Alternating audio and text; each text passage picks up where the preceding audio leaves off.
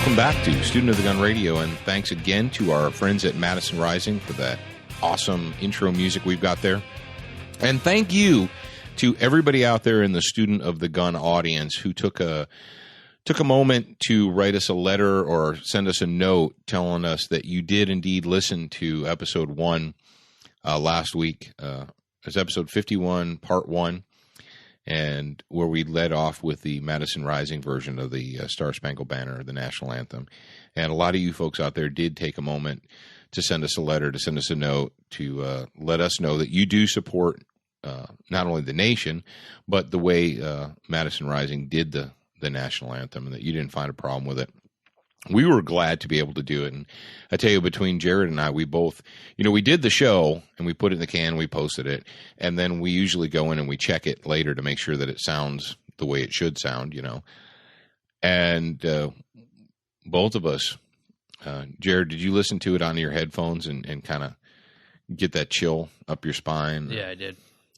Yeah, I did too. I was listening to the show, episode 1. Or segment 1 last week, and I was listening to it with headphones and just the bass intro, and then when it started, I got that chill up my spine. And we hope that you do too. If you don't, I guess that's kind of a soul check right there. If you wanted to check and see if you have a soul, if that doesn't do anything for you, if you don't feel anything when you hear that, you might want to get to the doctor and have them examine you to determine whether or not you have a soul. Just checking. You want to check on stuff like that. But we're ready to kick off yet another action-packed, fun-filled segment of Student of the Gun Radio. We've got a lot to talk about this week. Sweet Buddha on a rubber raft, I tell you. We've got so much going that I don't even know if we're going to be able to get to it all, but we're going to give it a shot.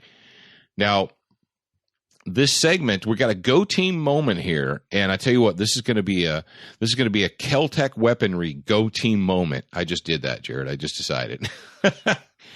Now, last week we talked about in part 2, we talked about a woman defending herself with a quote unquote cheap gun, and we asked you guys. We said, what do you think? Is it better to have a gun that's considered quote cheap? Or is it considered better to have no gun and just save your money until you can afford one? Well, we know what the woman last week, what her choice was. Well, we had another one. Just this is courtesy of WXYZ News in Detroit, and the dateline is February 28th, 2014. Headline: Woman shoots, kills intruder in Detroit. Apparently, the scumbags in Detroit either don't watch the news or they're really slow learners, because the people in Detroit, and we're very happy to see that this seems to be a trend. It seems to be a trend that the people that are still living in Detroit, the good people, are arming themselves. We know that Chief Craig up there told the good people, look, it's time for you to arm yourselves and it's time for you to fight back. And we want you to fight back. So go team for the Detroit Police Department telling people to fight back. And this woman, it says a 20-year-old suspect attempted to break into her home, break through a rear window. She heard the noise, retrieved her gun, and warned the invader that she was armed. He decided that he didn't care, and he continued to break in. And she shot him once in the chest. He fled the scene. They found him later, and he was pronounced dead at the hospital. So one less home invader in Detroit, one less scumbag to violate the citizens, and go team. And what is up with these people? The homeowners are giving them a warning. You don't have to yell, I have a gun, leave me alone. That's not your responsibility as a citizen. But yeah, they're like, I have a gun, leave me alone. They're like, I don't care, I'm coming in anyway. Bam, you're done. So we have one more room temperature scumbag in Detroit, and we can only assume that the scumbags up there are slow learners, and this is going to keep happening. But hey, go team, go team. Now this recently, Jared and I, we attended, as a lot of you guys know, we live down in southern Mississippi, and we were invited to attend the Harrison County Republican Club meeting, their monthly meeting that they have. And one of our mutual friends said, hey, would you, we've got a guest speaker this month, and we think you'd be interested in hearing what he has to say. So, would you be interested in coming? So we're like, yeah, we'll go. And it was a very nice event. And the speaker was Mr. Elbert Gilroy. And Elbert Guillory? Guillory. I'm sorry. Elbert Guillory. Forgive me. And what's unique about Mr. Guillory is not only is he a Louisiana state senator, but he is running for the position of lieutenant governor. Isn't that correct? In Louisiana, Jared? Yeah. Okay, he's running for the position of lieutenant governor in Louisiana, which obviously is our neighbor to the west there. And he came over to kind of not only give us a little bit of a pep talk, but to tell us about. He actually did an interview. I don't know where that's going to be posted, Jared. Did you find that yet? Where the interview is going to be posted? What are you talking about? About why he switched parties. Oh, yeah. It's on. You can go to elbertguillory.com, or you actually just search Elbert Guillory. It's ELBERTGUILLORY. Why I Am a Republican. That's the name of the video. Okay. He is a gentleman of color. He is a black man. And he was a Democrat. He was a registered Democrat. And he switched parties and he became a Republican.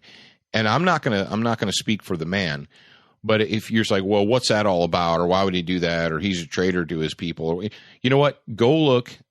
If you want to know, do the research yourself. And essentially, we got up and he said that he comes from a family of educators, that his mother was a teacher, that his father was a teacher, that he spent some time as a teacher. And he decided that he was going to evaluate and grade the current administration that is occupying the White House. And he went through that, and he did a great job. It was a fantastic speech. He even gave some A+. Yeah, he gave him an A+ for lying, an A+ for dodging responsibility. What was shenanigans? No, it wasn't for shenanigans. Something else like that. Yeah. But something that he brought up, and I took this with me, and I wanted to use it this week because we've got a situation that came out of, was it California? I believe it was. Of course, it was California, but that this fits. Well, he said that in his home district in Louisiana, that a family moved in, and I believe they were they Buddhist or Hindu, or I think he said Buddhist. They weren't Muslim, they weren't Christian. They were of another faith, and they emigrated to the United States, and they are first generation in the United States of America. They're living in his district in Louisiana, and they send their kids to school there.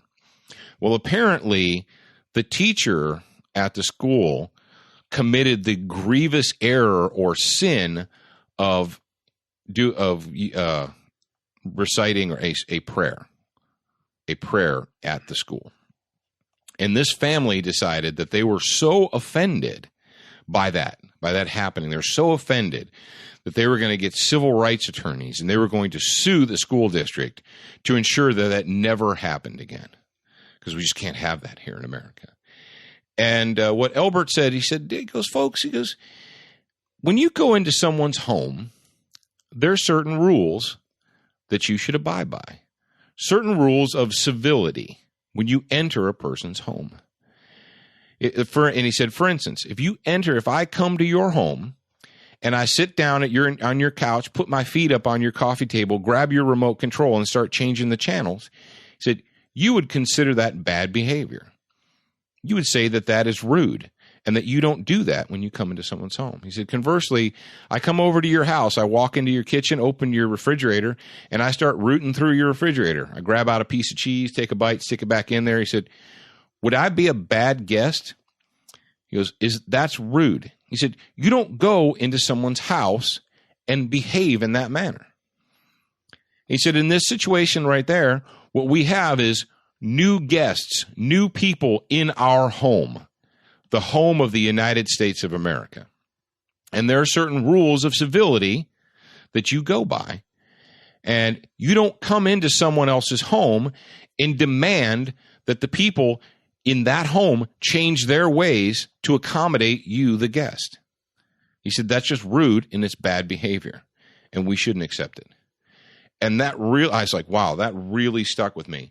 And ironically, it was 2 days later, or 3 later, 2 or 3 days, that this story came out.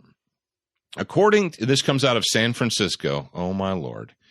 So we've got kind of a slave state. It says, officials in the Northern California high school acted appropriately when they ordered students wearing American flag T-shirts to turn the garments inside out during the Mexican heritage celebration of Cinco de Mayo, so said the federal appeals court on Thursday.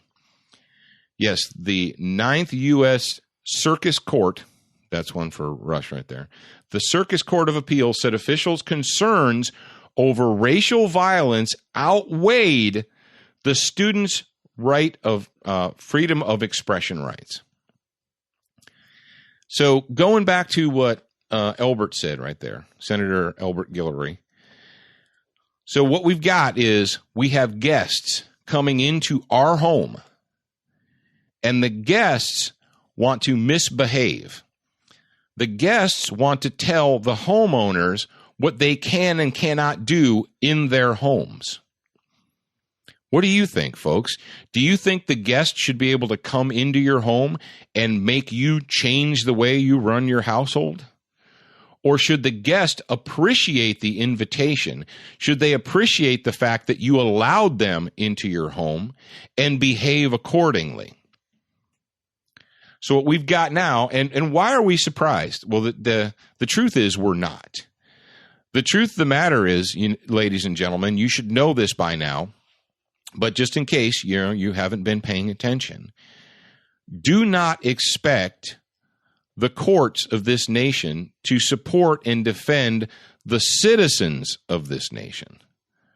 What we're getting from the courts of this nation, from the district courts, from the Supreme Court, what we're getting is that they're more concerned with the supposed rights and privileges of the unlawful, of the illegal, of the guests than they are with the people who founded this nation, with the people who spent their sweat and tears and money to go ahead and build this country.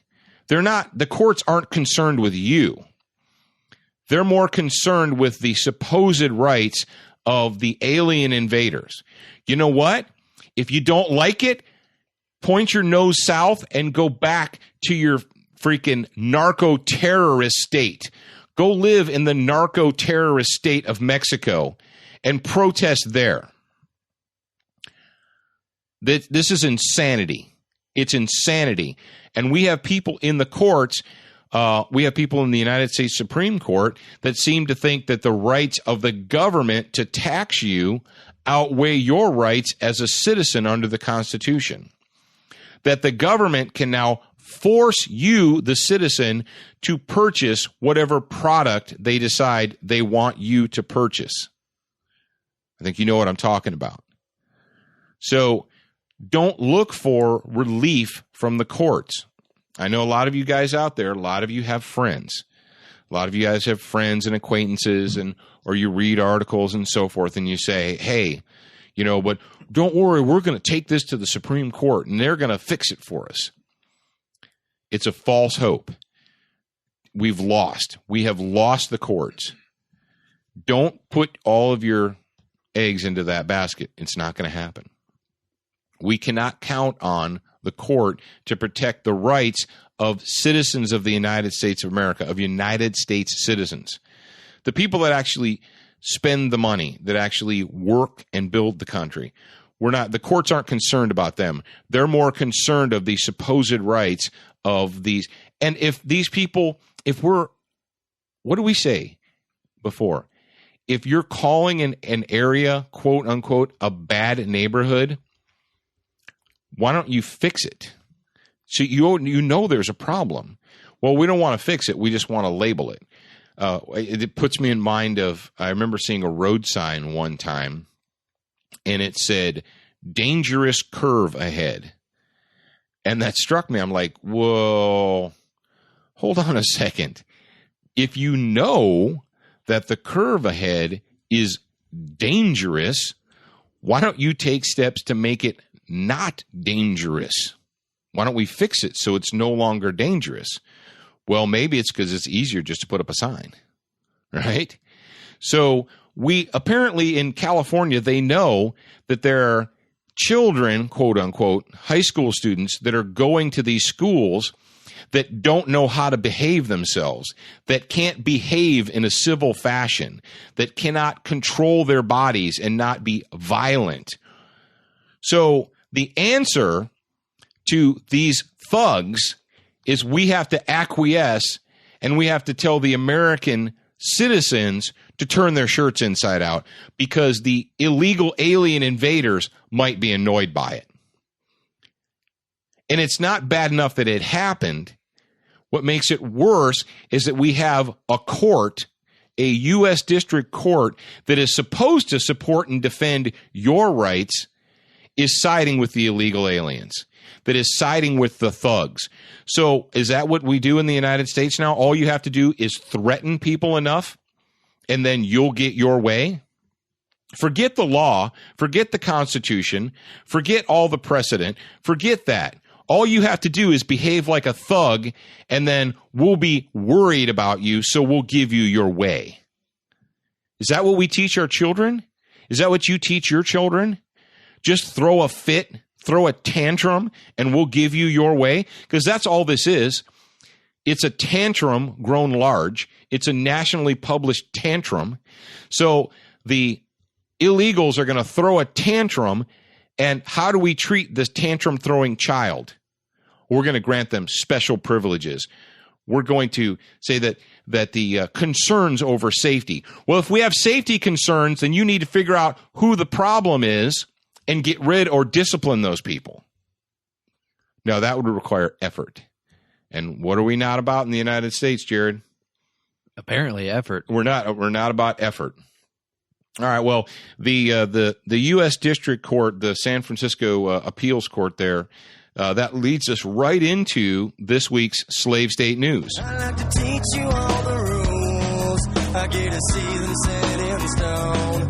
I like it when you chain me to the bed, but then you see. All right. Slave State News. We're back in the glorious People's Republic of California.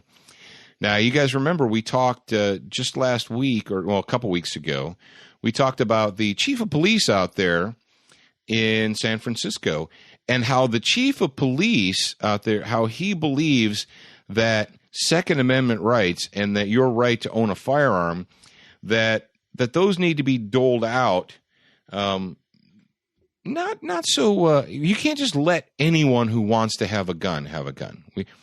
He believes that your rights to own firearms are subjective and that they need to put you under close scrutiny before they allow you to purchase a gun. So we knew about the chief out there in San Francisco based upon his statements that he didn't think people should just necessarily be allowed to own guns. Well, it looks like the chief has got he's got some splaining to do. That's right, Lucy. The chief's got some splaining to do because according to NBC News, NBCnews.com, 5 San Francisco cops have been indicted for rights and corruptions violations. What? 5 San Francisco police officers and a former officer are under federal indictment for civil rights and other corruption violations, with 2 charged with stealing money and drugs seized from investigations. Oh, that's not good. And then it goes down and it gives us their names, and it actually has a link to the indictment and so forth. Now, you remember it's Chief Greg Schurer, right? The chief out there who doesn't think that you should be allowed to own guns. The chief, he was really concerned with people that were not trained properly being in possession of guns, unlike his officers who are properly trained, and they should have the guns. But you peasants, all you peasants out there, you don't need to have those guns. So we thought that you would appreciate that little bit of slave state news there, and find it just right after he came out and gave us the whole, you peasants don't need to have guns because you're not properly trained. And here he is getting in front because some of his people are under federal indictment for doing bad things out there. Maybe before telling you that you don't need to have a gun, maybe he might want to clean up his own department. I'm just saying. I'm just throwing that out there. Jared, are we ready for the knife attack news? Yeah, let's move into the knife attack news.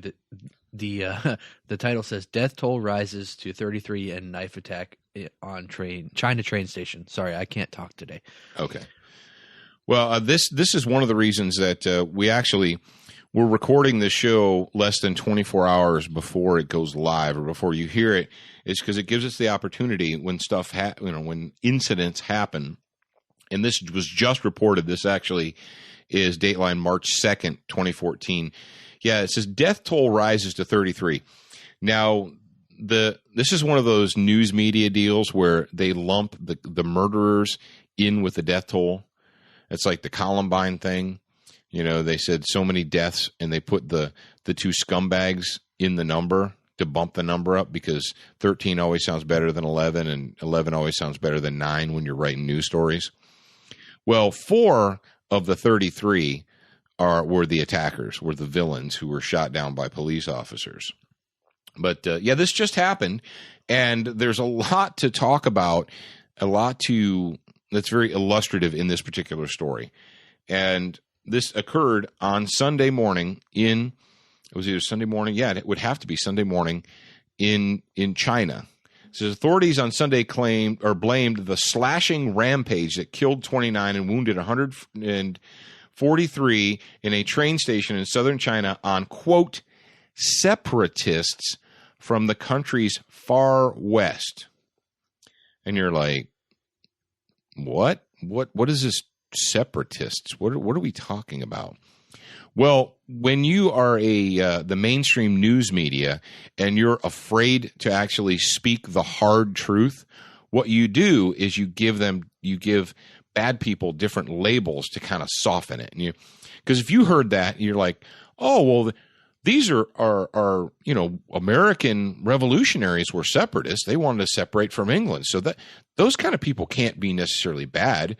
We need to dialogue with them and find out what their issues are.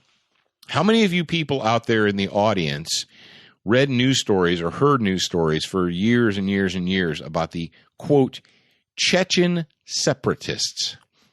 The Chechen separatists or the Chechen rebels or the Chechen thises. And they always use the term separatists. All they want is a free and independent state, and they want to have a democracy and blah, blah, blah, blah, blah. And what do they never tell you in the Chechen separatist articles? That the Chechens are Muslim. That they're hardcore, very violent, evil, bad Muslims, and that's what the folks in the former Soviet Union and Russia have been dealing with, these Muslim terrorists for a long time now, for decades.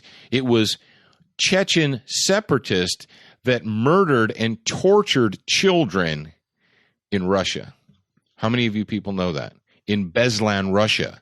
It was Chechen separatists who, they also happened to be Muslims, who took over a school in Beslan and tortured and murdered children. Hundreds died in Beslan. How many of you guys know that? You can tell me all about Sandy Hook. You can tell me all about Columbine. How many of you folks know that Muslim terrorists took over a school in Beslan and murdered hundreds? Now, you don't know that, do you? Because you're not supposed to know that.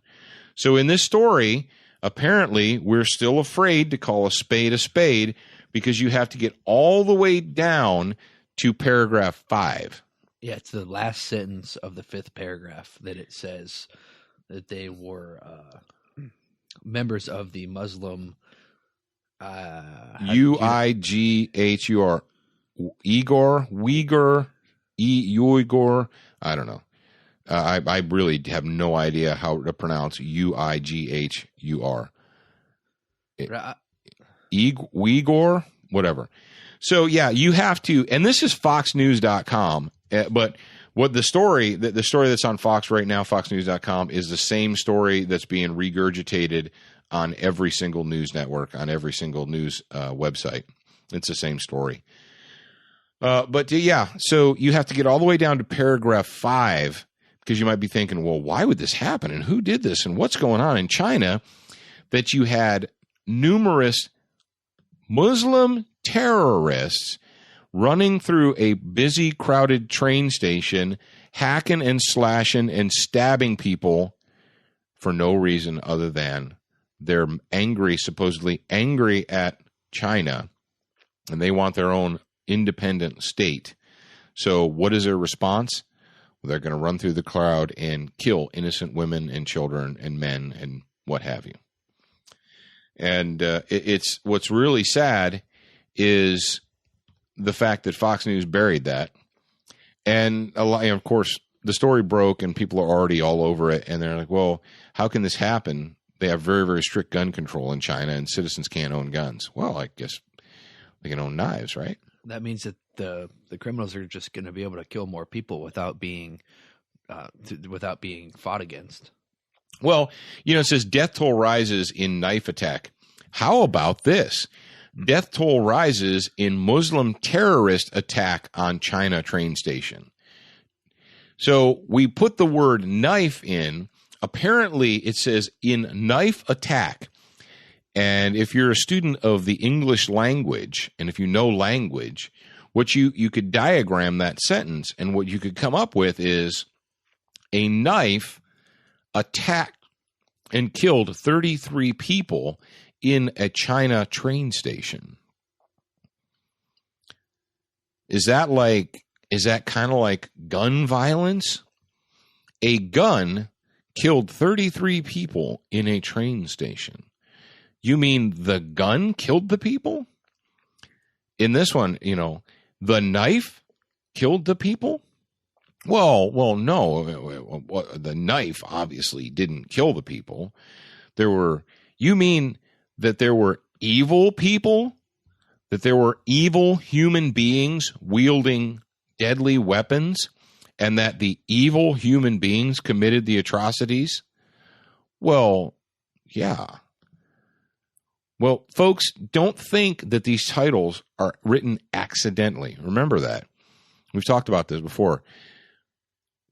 News story titles are not written by accident. They're written very, very deliberately. As a matter of fact, more thought goes into the actual title of the story than the entire story itself, because it's the headline that they're trying to get you to read. So death toll rises to 33 in knife attack. Well, what do we know? Number one, evil people are always going to find ways to be evil. Doesn't matter. People have been killing each other with rocks and sticks and stones and sharp objects since the dawn of man. It's not going to stop because you pass a law. It's already illegal. I'm pretty sure in China, check me if I'm wrong, but I think it's illegal to murder people in train stations. I know China's communist, and I know they're kind of quirky over there, but I feel pretty certain that it's already illegal to murder people in a train station in China. So here we've got, and the numbers that we have, it says that 4 were killed by police officers, were shot down by police officers, but I can't find a total number of attackers. Some people are saying, we've seen various stories. We've said, some have said 8, some have said 10, and we can't verify the total number because, I'm sure right now it's chaos over there, and you can't, the numbers are going to change. It's like initial death tolls from anything. Very rarely do they stay the same after a day or two. But what do we know? We know that bad people are always going to do bad things. How do we stop bad people? Do we stop bad people with plastic signs and stickers and passing new regulations? Do we stop bad people by disarming good people? Because there are people in the world that would have you believe that the way to stop criminals is to force the good people to disarm themselves. apparently that's what you need to do now. You need to disarm the good people. Well, you know that if the good people wouldn't have had knives, then obviously the bad people in this instance wouldn't have been able to obtain them.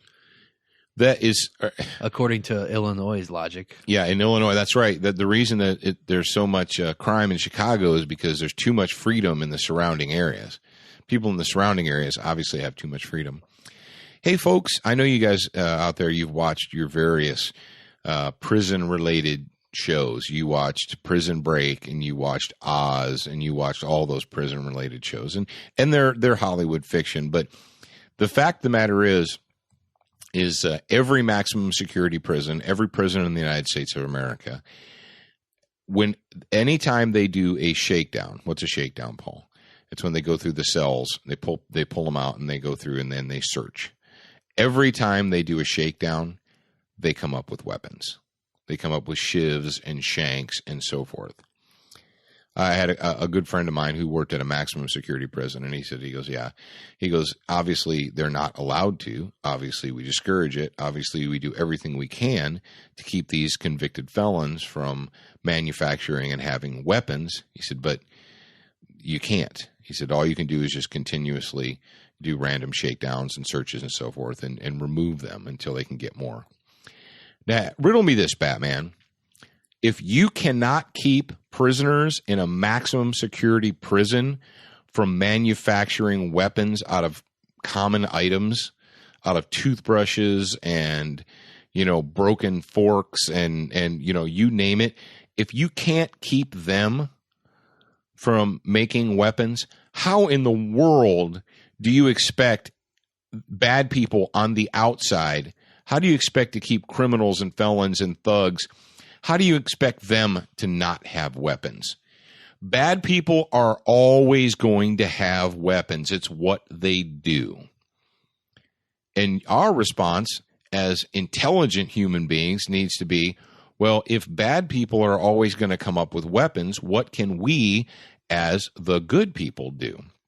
Well, if you listen to the nitwits and the ninnies and the statists in Washington, D.C., and your local state capital, they'll tell you that the best course of action is for you, the citizen, to give up even more of your liberties, to submit to random searches, so that you, the non-criminal, need to be inconvenienced. You need to surrender your rights of privacy. You need to forget about that whole Fourth Amendment thing, because that really doesn't apply either. Apparently in Connecticut, Lieutenant Vance doesn't know anything about the Fourth Amendment either. But it's insanity. It just goes to show you that doesn't matter how many laws you pass, bad people will always come up with ways of hurting people. And as adults, we need to deal with that. Now, I know you guys have been sitting out there. You've been sitting out there with bated breath, anticipating. You're like, man, I can't stand it any longer, Paul. You have to give me the new Vagination Report theme song. Well, this is the world premiere of the Student of the Gun Vagination Report official theme song. Tiptoe through the window, by the window, that is where I'll be. Come tiptoe through the tulips with me. All right, kids. I know some of you young ones, and I know Jared didn't know who that was. Well, that, of course, is, old guys know, that was Tiny Tim with his classic Tiptoe Through the Tulips. Now, I'll admit to you guys that I was under the mistaken impression that Tiny Tim was from England. I looked it up, and Tiny Tim was actually born in New York. He was born in Manhattan. Now, he left us a long time ago. That's almost the same thing, right? Well, yeah. If you look at pictures of Tiny Tim, and that wasn't his birth name, you can Wikipedia him or look him up or whatever. You can duck it if you want to. But when I was a kid, Tiptoe Through the Tulips was pretty popular back then in the 70s. And we thought that it was very, very appropriate. And that was, thank you to everyone out there who sent in suggestions. We got lots of suggestions from you guys out there. And what was funny is I'd actually forgotten about that song. Hadn't thought about it for years, decades even.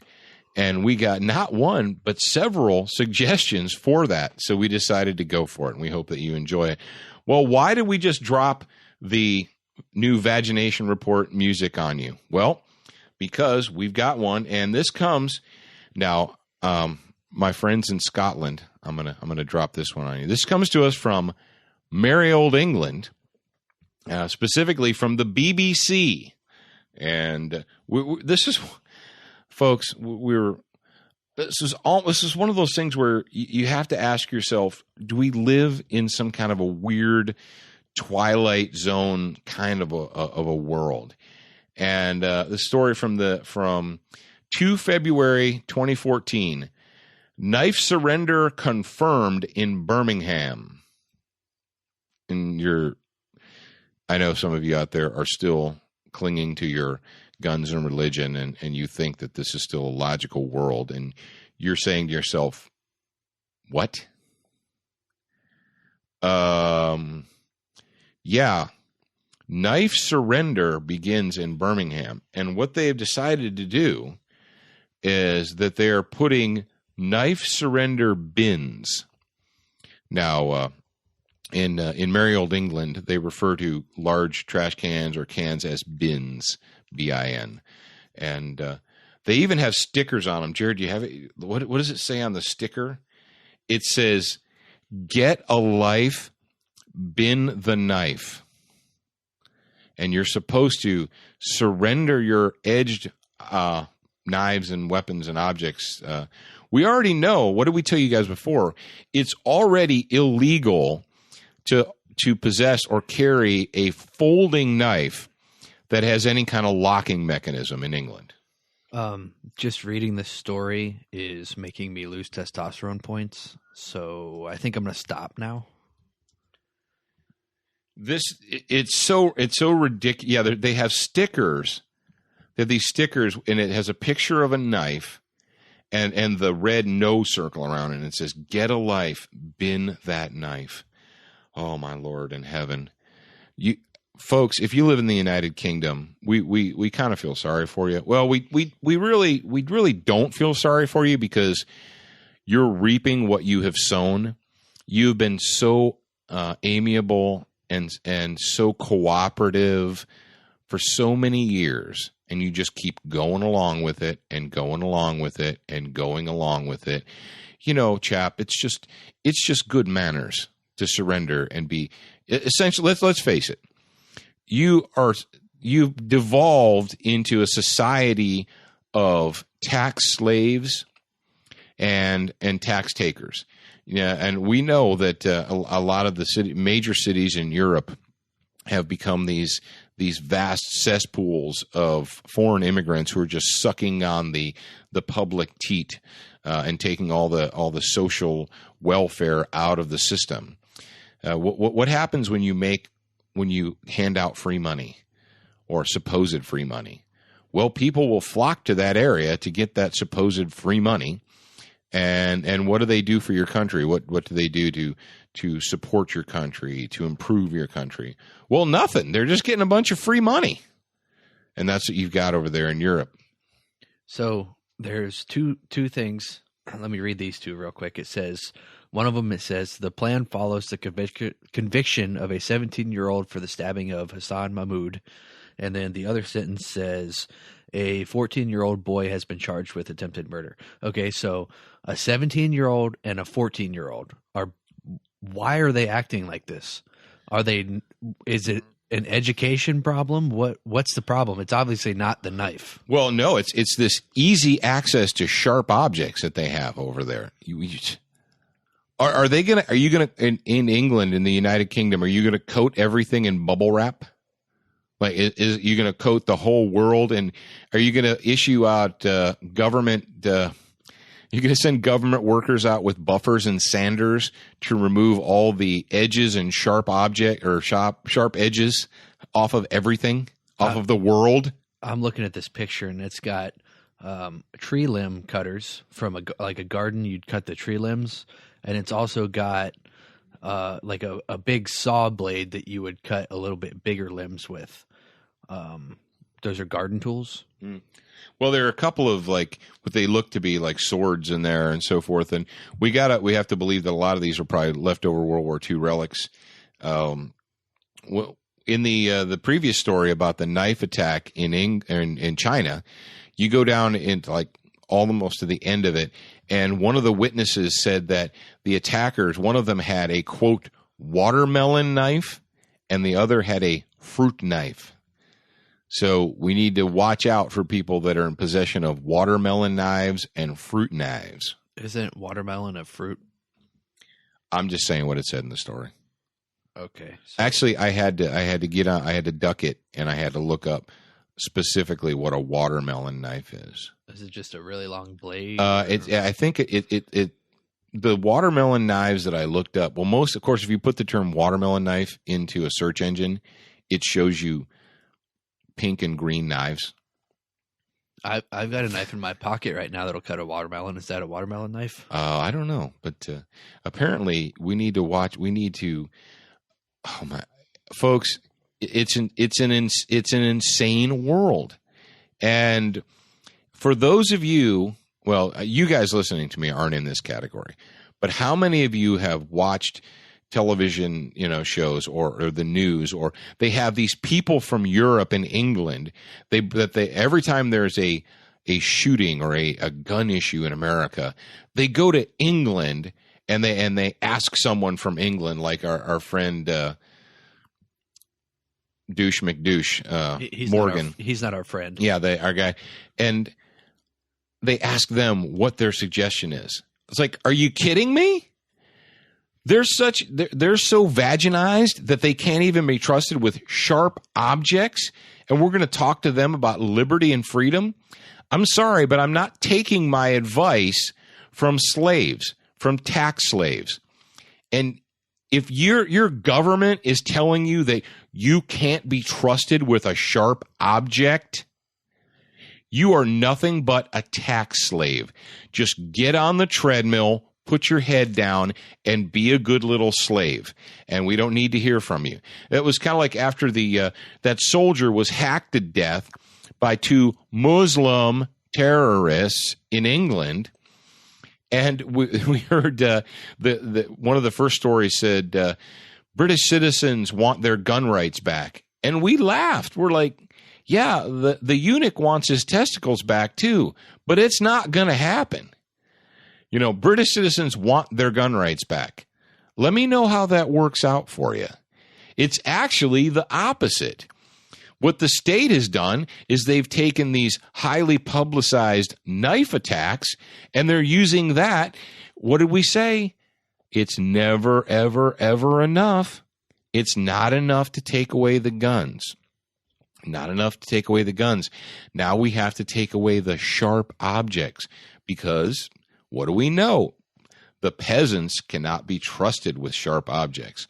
Now, riddle me this, Batman. Do you really think that bad people that want to hurt good people that are in the United Kingdom are not going to get a hold of weapons to hurt good people? Do you really believe that? Well, what is the purpose then of convincing the tax slaves to throw their knives and sharp objects into the knife surrender bin? What is the purpose of it then? What do you think, folks? What if it's obviously a lie, and it's obviously not going to keep people, quote, safe? Why do it?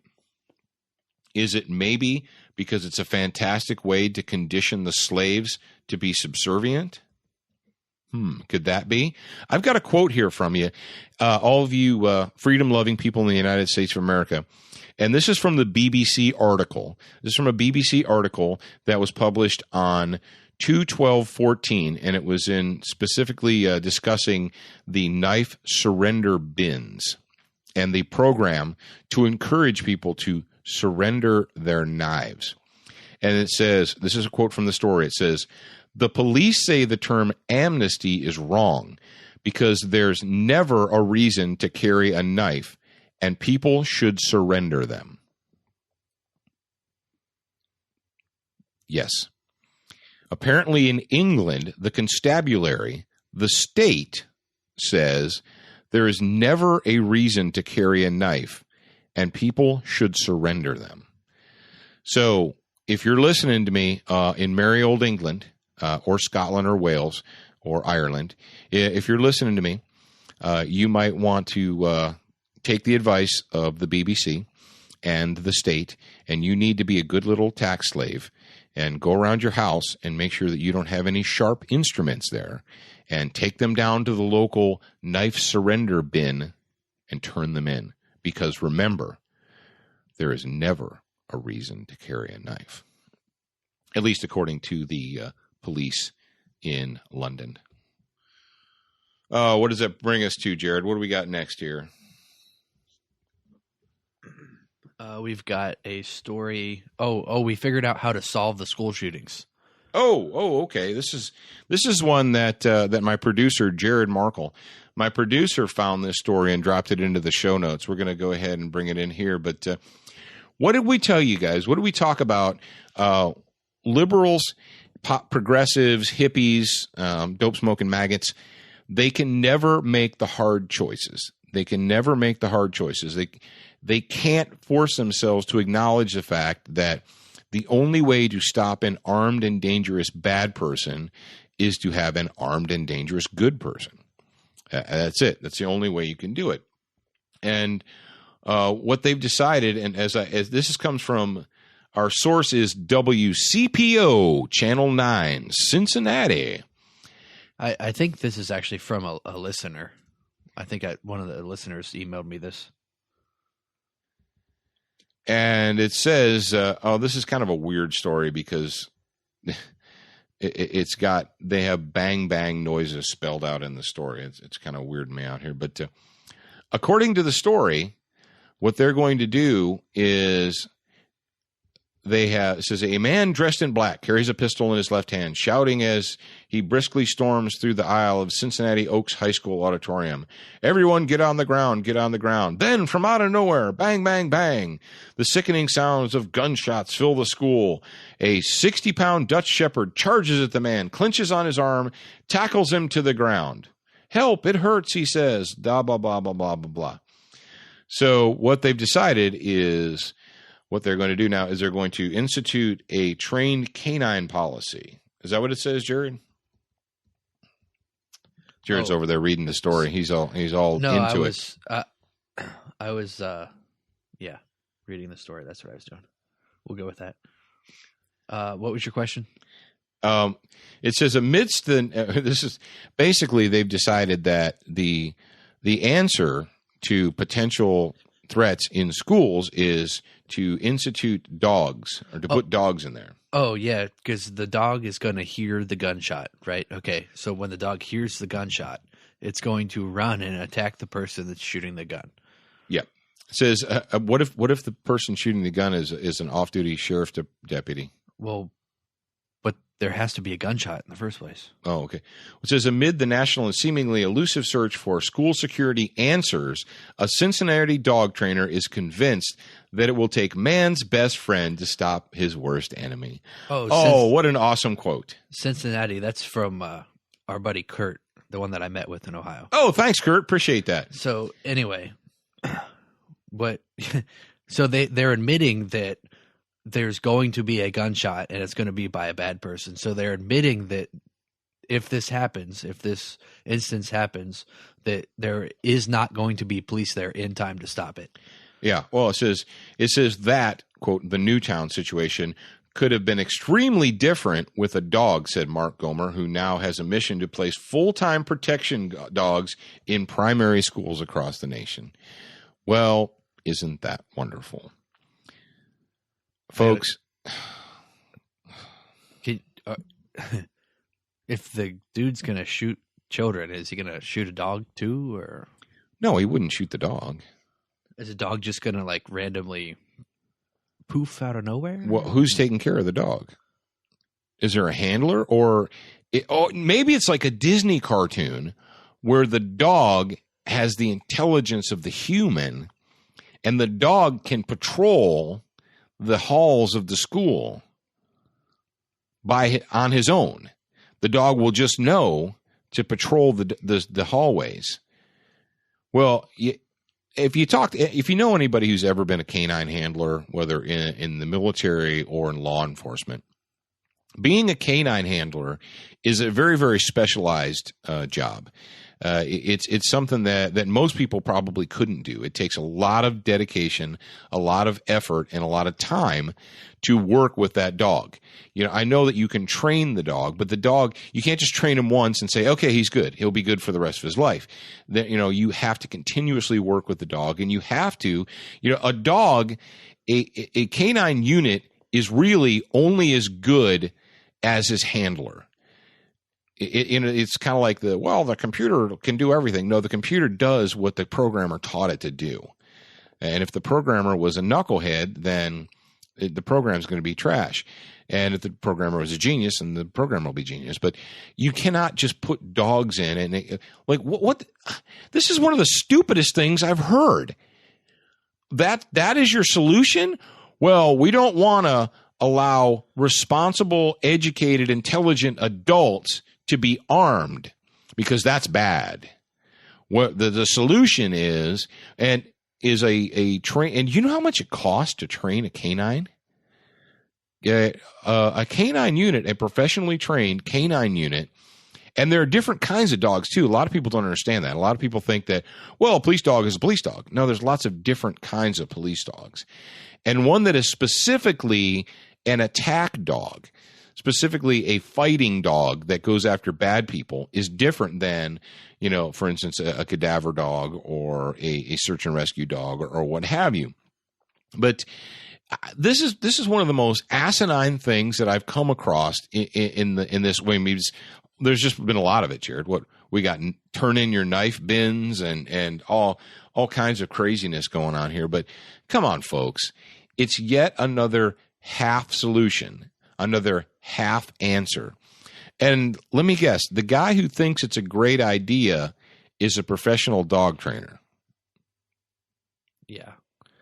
So do you think the people that own Taser, if you asked them if every police officer on planet Earth should be issued a Taser, do you think they would say yes? Probably. So the guy who makes his living training canines, dogs, thinks that every primary school in the nation should have a trained canine unit in it. If I made my living training canines, I would still tell them that it's a better idea to have armed teachers, armed humans in the armed building. Humans. Now, if the answer is yes, we're going to put a highly trained and skilled sheriff's deputy who is armed in there with the dog, then I'll say, okay, rock on. But it's silliness, folks. It's half answers. It's we don't want to make the hard choice. Now, one thing that we really haven't hit on real hard yet. Well, how are we doing on time over there, Jared? I should look for you. Oh, we're running out. We're running out. Quick, right. Fast, and in a hurry. Well, here's what we want to talk about. And we've pretty much covered the entire landscape here during part 2. We were in Detroit, Michigan, and we were in Louisiana, we were in Mississippi, we were in California. Then we went back up to Ohio. Heck, we've been all the way over to China. But what do we know that's going on right now in the United States of America? We've talked about this. The nation is divided, and people say that's wrong. We shouldn't be divided. We shouldn't be divided. You're right. We should not be divided. But you need to be on the right side, or at least need to decide what side you're on. And we got a little bit of not friction, but a little pushback. I did an article saying being a gun owner is not enough, and essentially, people, on our side and the gun side and the gun culture side are like, well, the more people that own guns, the better, because that means there's more people on our side. Okay, you say that. And we also know, if we look at the numbers from either NRA or NSSF, that there's approximately 80 million plus gun owners. There's 80 million last I checked. It's probably more than that, but let's just use the term 80 million. There are 80 million gun owners in the United States of America. And by the logic of, well, the more gun owners, the better, because those people are, quote, on our side. If you had 80 million people, 80 million gun owners in the United States of America who believe in the Constitution and the founding principles of this nation, believe that we need to not only support the Second Amendment, but the First and the Fourth and all of them and the Constitution. If you had 80 million people locked in purpose demanding that the government of the United States follow the documents, the founding documents, follow the law, we would not be having this problem. We wouldn't be here talking about Connecticut. We wouldn't be here talking about the chief of police in San Francisco who thinks we need to dole out permission slips from the government to tell you whether or not you can own a gun. If 80 million plus people were all locked in one, for one purpose, we wouldn't have any of these problems. But we do. And why is that? Well, I'll tell you why, and it's pretty simple. It's because owning an object does not express your allegiance. And the Second Amendment is really not so much about guns as it is about allegiance to principle. People all the time talk about, well, I'm pro-Second Amendment, I'm pro-Second Amendment. I'm pro the entire Bill of Rights. I'm pro the United States Constitution. I'm pro the founding principles that this nation was built upon. That's what I'm pro.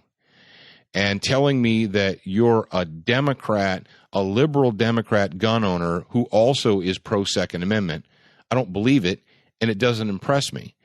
Because if you're giving your money and your support to parties, politicians, and organizations that are for big government and the collective over the individual, you're not helping. I don't care how many guns you own, you're not helping.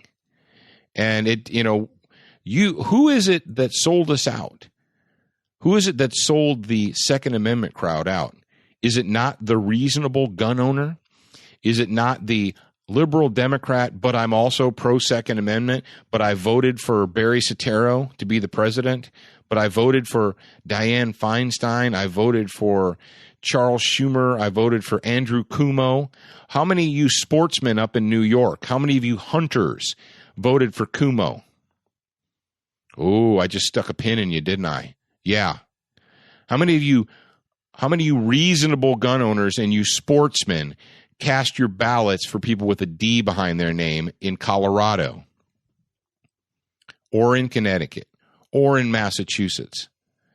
How many of you believe the, quote, legitimate sporting use arguments or the reasonable restrictions arguments? I'm supposed to be impressed because you own guns? Big deal. You know what? Bad people own guns too. It's not about an object. It's about allegiance. And it's about what side of the fight are you on? Are you on the side that supports individual liberty and personal responsibility? And it's tough because you have to be responsible not only for your successes, but for your failures as well. You have to take responsibility for your failures and shortcomings and not try and slough it off on somebody else. It's easy to be a slave. It's easy to be a tax slave. You just have to get in line and do what daddy tells you. You just have to put your head down and walk over to the knife bin and throw in your knife. It's easy to be a tax slave. It's tough being a citizen. Being a citizen requires effort. It requires dedication. Sometimes it requires sacrifice. But in the end, I think it's worth it. And you need to decide whether or not you think it's worth it. And owning an object does not express to me your allegiance. So, and if you want to read the entire time to make a choice, or it's time to choose sides article, you can go to studentofthegun.com and read the article right there. We suggest that you do that. And if you've got the mobile app, then you already know because it's there. Now, don't forget about Student of the Gun TV. It airs every Monday night at 9 p.m. Eastern on Dish Network, channel 266. You can watch the show. If you don't have Dish, that's cool too. You can just go to studentofthegun.com and watch the shows there.